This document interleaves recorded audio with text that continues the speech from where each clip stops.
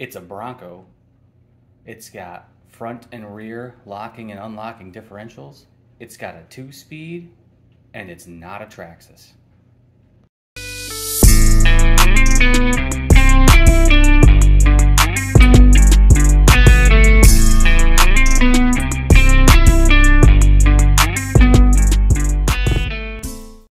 Hey everybody, today we've got something new to look at. It's a 2021 Bronco, but it's not a Traxxas. That's right, this is not a TRX4. But boy does it look good, and it has all the same features. Differential lock and unlock, 2-speed transmission, and it has all the looks of a fully licensed Ford Bronco. This is the Yikong YK-4083. It's pretty new. I think it's only a couple months old. This model is in, I think they call it gray or cement gray.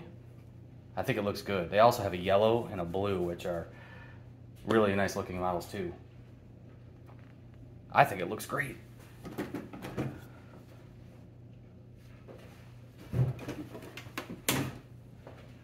A lot of details. We got a lot of molded pieces. No spare tire, but it'll accept any tire. Find something with a plastic wheel, something that won't weigh too much. Good bumpers. We've got molded, light buckets.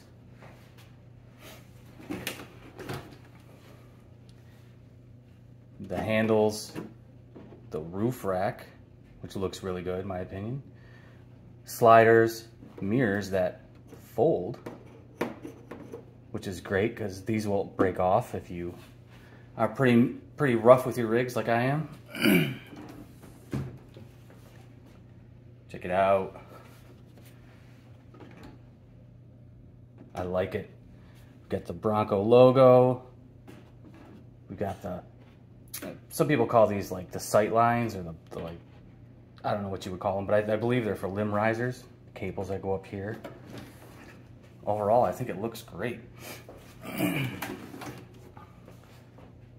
And if you can see, we have an interior. Yeah. The Yikong also comes with a full light kit. Turn indicators, front beams, low and high, tail lights. What do you think? I like it. Oh, and did I forget to mention, this is 1/8 scale. It's a big boy. How about we take a peek at the chassis and some of the details? Wheels and tires are 5.3 inch, 2.2s I should say. These have 1.9 on listed on them. I'm not exactly sure what that is for. I've compared them to other 2.2s I have, and they seem the same. I believe these are knockoff high racks. They feel pretty good, pretty sticky. I gave them a little test drive on my rocks outside, and they did all right. Foams feel pretty compliant, pretty soft. Not too bad for a RTR. Suspension feels pretty good. There's some droop. Always nice to see. Decent amount of flex.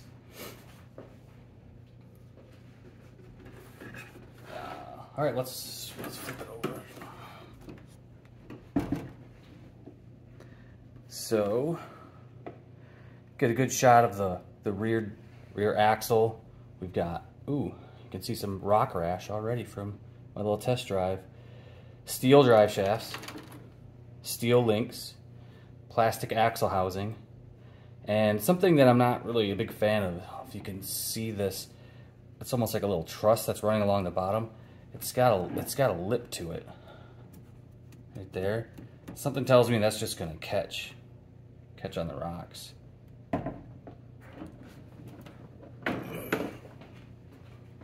See the skid? It's plastic, hard plastic. Should slide pretty well.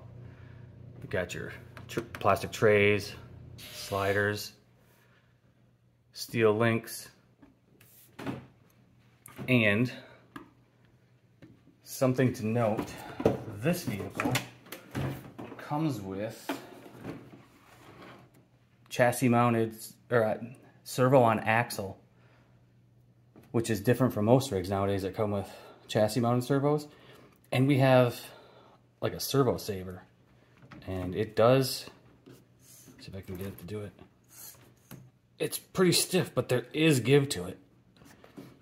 I've got another 1/8 scale truck. It's a lot heavier than this, but when you put big 2.2s on it and you get some speed, sometimes I wish I had this on that truck too, because I've bent so many horns and so many screws that connect the steering, just because there's so much torque and so much force. One thing to note is Yikong does give you the parts necessary to convert your servo on axle to chassis mount. And you can even, I think this would be the steering link. Extra chassis brace. This is the chassis mounted servo mount, and it still has a servo saver, which I don't know, I'm not sure about that.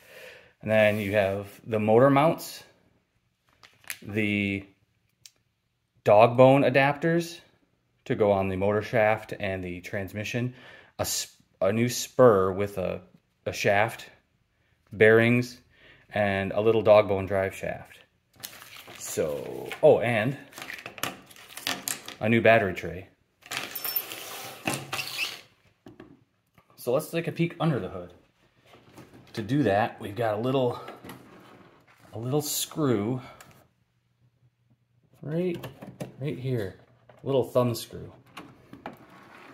And then once we undo that, the body will lift up, and it lifts back. Now, it hits, the rear bumper hits the tires, preventing it from going any further back. I kind of wish I had some kind of kickstand.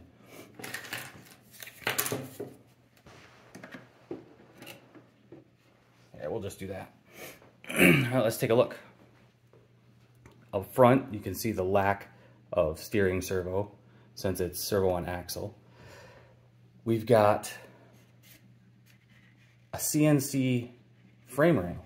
Machined aluminum frame rails.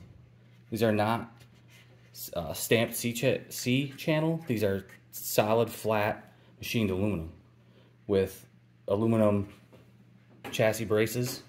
There's one here, another one down here, and I think there might be one under that battery tray, but I'm not positive. With the servo on axle mount, the way this is set up is they have a plate here. I don't know if it's like a filler plate. ESC is mounted here. If you do the kit to put the chassis mounted servo in, the bracket goes right here. This plate is obviously removed. You'll put the new steering link on, or servo mounts on this side, which is opposite from how most of the rigs run.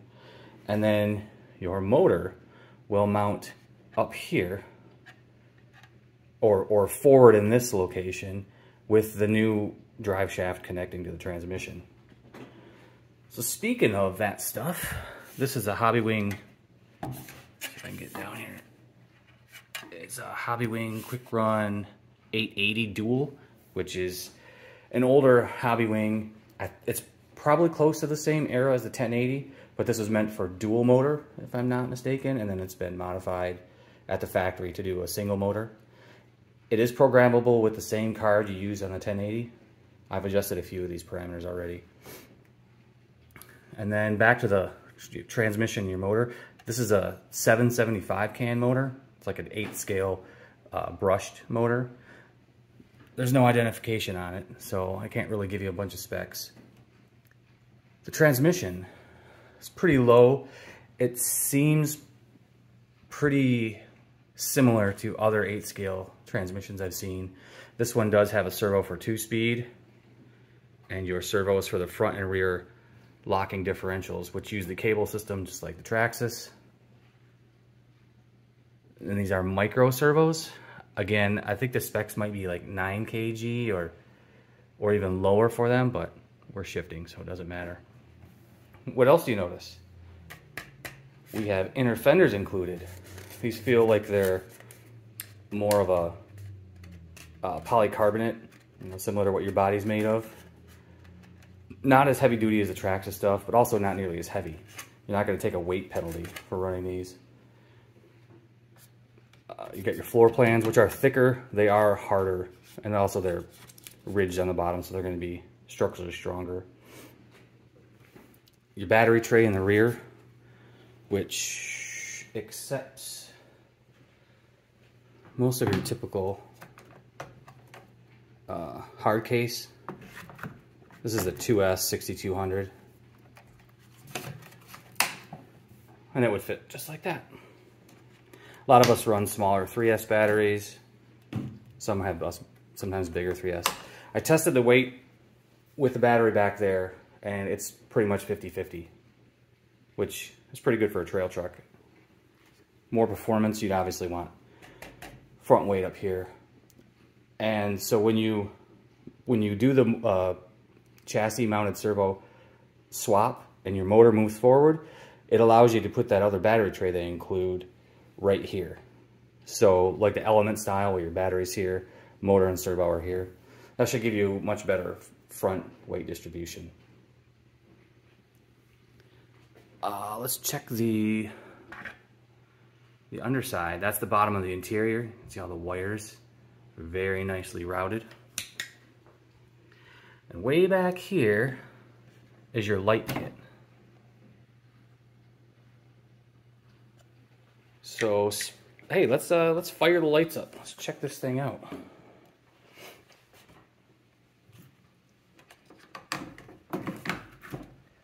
I don't mind this style of tray, but I think straps might be better.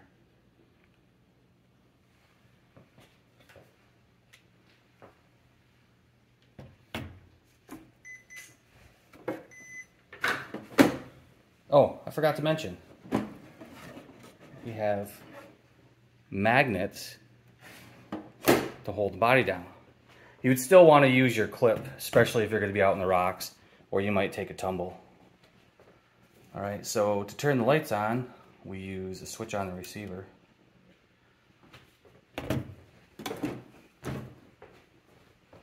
First push gives us low beams, and the second push, high beams and light bar.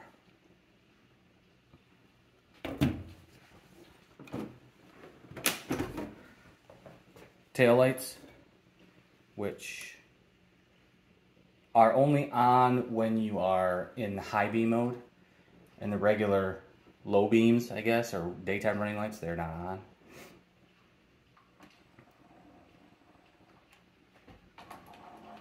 They will light up in reverse, but I don't get brake lights.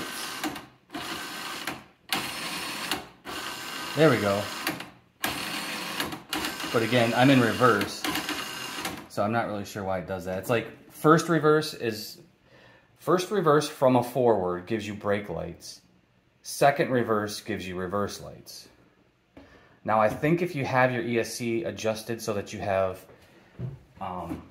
forward, reverse, and brake, like a basher would be, I think then you'll get a brake light when you're not forward or reverse. We have turn signals on the mirrors too. And then I think it's, yeah, 3 left turns will get your hazards on. And I believe we can even keep the hazards on. Oops, sorry, out of frame. Keep the hazards on with the lights off. I think that's pretty cool. It's a much better use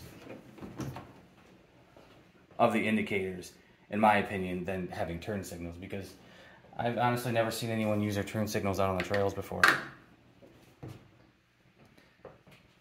So while we've got the battery in it, I want you to listen to this thing. And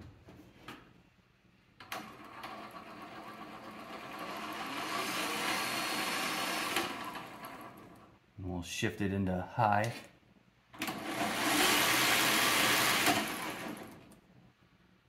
Back to low. Let's check out the modulation.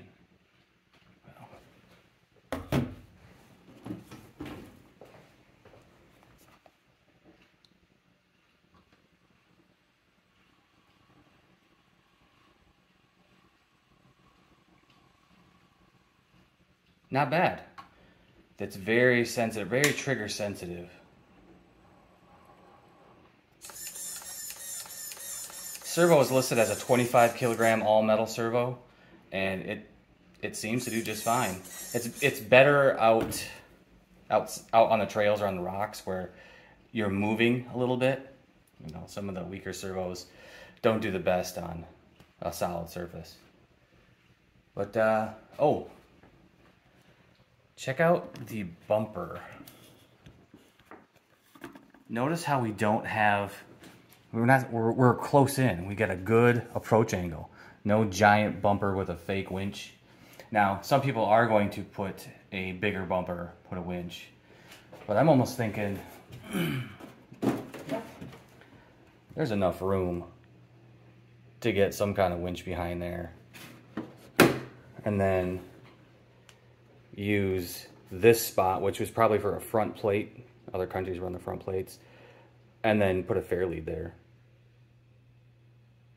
I think that'd be good. So what do you guys think?